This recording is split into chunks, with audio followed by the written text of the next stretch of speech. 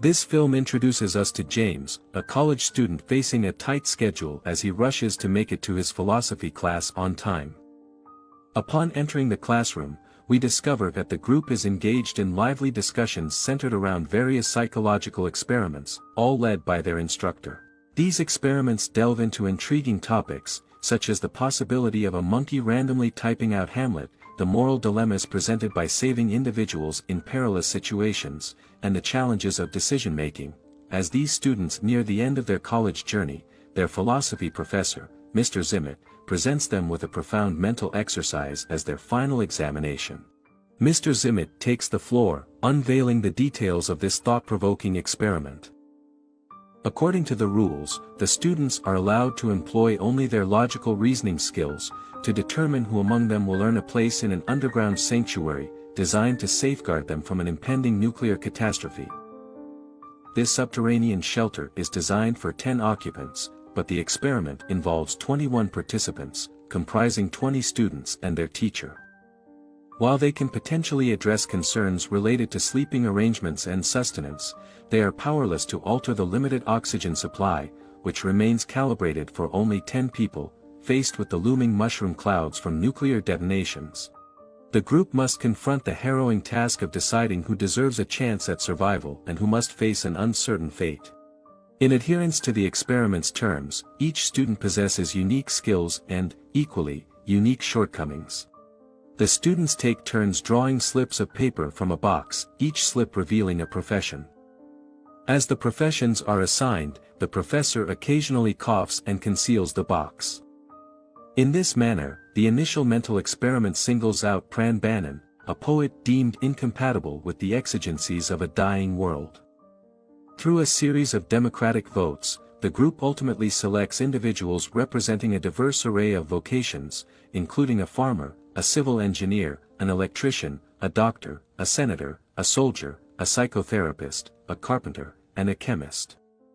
Notably, the professor opts to keep his specialty undisclosed for the time being, with the last slot in the bunker at stake. The students opt to include Mr. Zimmett, banking on the belief that his expertise will be more valuable than that of an opera singer. Following this decision, the group decides to disband temporarily, knowing they will have to coexist for a year in the confined space of the bunker. Suddenly, the sound of gunshots shatters their tranquility, prompting them to investigate. They find Mr. Zimmett, who, under the pretext of gathering essential supplies, has effectively eliminated those students he deemed unfit for the bunker to spare them the agony of radiation exposure. In a frantic rush, the remaining students manage to reach the bunker in time, sealing the outer doors, leaving Mr. Zimmett on the outside. Realizing that he has been outwitted, in a new scenario, we meet Petra, a skilled civil engineer who often wrestles with sleepless nights. One restless evening, she cautiously unlatches the inner door of the underground bunker. Her eyes are met by the sight of a teacher, his body marred by burns, lying by the outer entrance. This man, desperate and scarred, presents Petra with a note declaring that he holds the sole knowledge of the code needed to unseal the bunker. Word quickly spreads, and all the students congregate at the door. However, they are plagued by suspicion, fearing that this might be a sinister ruse. They decide to commit to a year within the bunker, and only after that duration will they test the authenticity of the teacher's claim. Thus commences their year-long confinement in the underground sanctuary. Petra becomes a regular visitor to the sealed door where they left Mr. Zimmett. Days turn into weeks, and the students establish a daily routine, but with each passing day, the moment of reckoning draws nearer. A year later, they attempt to exit the bunker, only to discover that Mr. Zimmett had indeed spoken the truth. To open the door, they must enter the correct code. Desperation sets in, leading to futile attempts at breaking the door with weapons, tools, and even attempts to excavate around it. Food supplies dwindle, and the students are left with no choice but to resort to a grim solution, consuming the remains of the deceased electrician. As desperation mounts, some students take their own lives, fearing a protracted and agonizing death. Ultimately, the bunker's oxygen supply depletes, claiming the lives of the entire group. This marks the somber conclusion of their initial experiment. In the post-mortem discussion, Mr. Zimmett unveils the truth about his profession: he was the architect of the bunker and the one who encoded the door. He suggests that the students rectify their errors and repeat the experiment, this time in a different location near Mount Brahma. However, the criteria for selection have evolved, now encompassing not just professional skills but also personal attributes and data. The new roster for the bunker includes a diverse mix, featuring a gay farmer, a civil engineer, an electrical engineer, a genetically gifted chemist, a resourceful stockbroker, a skilled carpenter with noble heritage, a persuasive sales agent, an empathetic obstetrician, a principled senator, a knowledgeable lawyer, a soldier with an extraordinary memory, a landlord, and a common laborer. Once again, the last seat in the bunker is reserved for Mr. Zimmett. The students who aren't granted entry into the bunker embark on a journey in their cars to escape the looming explosions. Tragically, a bomb detonates near their vehicle, obliterating everything in its path. The 9 surviving students, along with their teacher, make a frantic dash for the bunker in search of refuge. One night in the bunker, Patrick once again struggles to sleep. As she roams the dimly lit underground shelter, she encounters James, the farmer, and Jack, the chemist, who have joined forces. The students have decided to form pairs to increase their chances of conceiving quickly in these uncertain times. Petra selects Mr. Zimmett as her partner, as James cannot be with her due to his sexual orientation. Time passes, but neither Petra nor Bonnie becomes pregnant. Mr. Zimmett suggests a change in partners to improve their odds, but Bonnie objects to this alteration of the rules and makes her objections known to the teacher. Frustrated, Mr. Zimmett departs and later returns with a firearm. He ushers all the students out of the room, leaving only Bonnie behind. The professor presents Bonnie with a dilemma: she must either accept the new conditions or face removal from the experiment. Meanwhile, Jack, who had concealed himself in the room during Mr. Zimmett's entrance with the gun, confronts the professor and wrests the weapon from him. In the ensuing struggle, Mr. Zimmett sustains severe injuries. The professor exits the room and heads toward the bunker's exit. The students follow him and observe as he stands by the outer door and its control panel, intent on entering a code. Bonnie rushes towards him, but she and the other students are too late to stop the professor, and the second experiment ends in failure. James questions Mr. Zimmett about the cough he made when Petra and he drew their papers earlier. This prompts James to investigate the teacher's desk, where he discovers a box with a hidden compartment. Inside, there are several flyers with James assigned as a gay farmer, and underneath them are the rest of the flyers. James becomes suspicious that Mr. Zimmett deliberately humiliated him by assigning this profession. However, Mr. Zimmett counters that James is like Plato's cave dweller, trapped in his own illusions.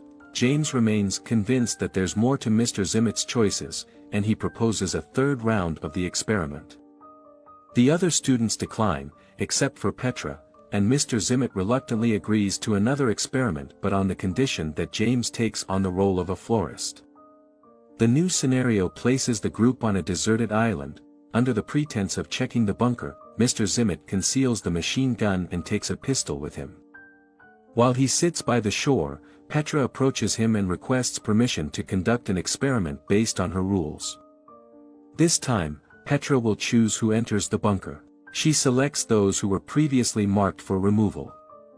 Mr. Zimmett, however, does not accept Petra's choices and attempts to force them away from the bunker. When he realizes they are not yielding, he reaches for his gun, only to find it missing. In an unexpected turn of events, it was revealed that Petra had taken the gun without Mr. Zimmett's notice. She handed the gun and 2 bullets to James, who had earlier discovered where the teacher had concealed a machine gun. James used this leverage to confront Mr. Zimmett and coerce him to leave. However, Mr. Zimmett asserted that the students would not be able to access the bunker without a code known only to him. A surprising twist occurred when Bonnie, who had stood closest to the teacher when he last opened the door, recited the bunker's code. Her photographic memory enabled her to memorize it effortlessly. With just one vacant spot left in the bunker, Petra offered it to Bonnie, who declined the offer.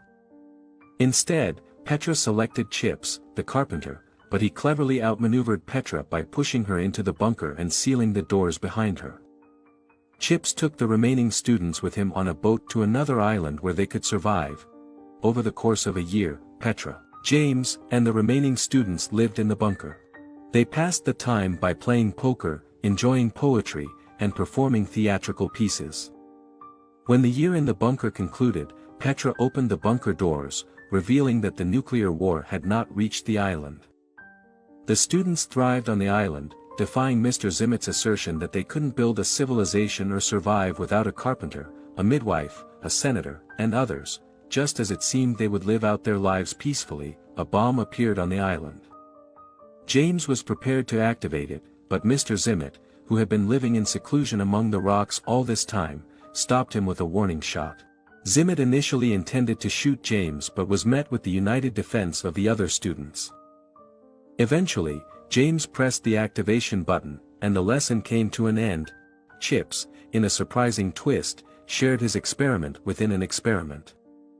After sacrificing himself, he led the group to another island. Unfortunately, all the men in his group accidentally perished. Being young, Chips couldn't be infertile and used his carpentry skills to build his own paradise, where he now had a different girl for each day of the week, except for Sundays when he would rest. Laughter filled the air. The students turned in their textbooks and left the classroom, but Petra lingered behind. She closed the office door and stepped onto the balcony, clearly dissatisfied with Mr. Zimmet, whom she referred to by his first name, Eric. Petra revealed her knowledge that the professor had deliberately portrayed James as a gay farmer out of jealousy, with the intention to humiliate him and establish his place. Petra, however, pointed out that this endeavor was futile since James remained unaware of Eric and Petra's connection. She announced her decision to leave with James for another city. Eric implored Petra to stay and be with him, but she declined. After bidding him goodbye with a kiss, Petra left. The story's conclusion remained open, offering two possible outcomes, one in which Eric continued his work as a teacher, and the other in which he was seen contemplating a gun. On that note, movie ends. So friends, that's all in today's video. If you like this video, please hit the like button, and don't forget to subscribe to my channel. I will meet you in the next video. Till then, peace out.